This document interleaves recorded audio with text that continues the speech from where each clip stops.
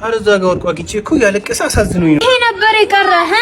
እኔ ልጅነቴን መስዋዕት አድርጌ ላንተ ሁለት ልጅ ወልጄ ደግሞ ማንኛው አጠላብኝ ልጅ ባባ እንደምታስቢው አይደለም። እዛ ጋር ወርቆ አግኝቼው ያለቀሰ ለዛ ነው አሳዝኖኝ ነው። ላንተ ብዬ ደፋ ቀና ልጆችን እላለሁ። ጭራሽ ሶስተኛ ልጅ አረ እንደምታስቢው አይደለም። ማናት ባክ ጥላብኝ ልጅ እኮ አይደለም። በቃ አሁን ማን አልፈልግም። የኔና አንተ 80 እዚህ ላይ ያበቃ። በዚህ ዘመን እንዴት እንጣላለን? ዲን ያለን መረመ እናፈርምራለን።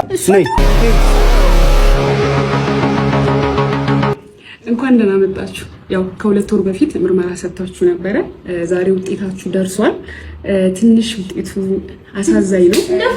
የምርመራ ውጤቱ እንደሚያሳየው አንተ መውለድ አትችልም። እኔ መውለድ አልችልም?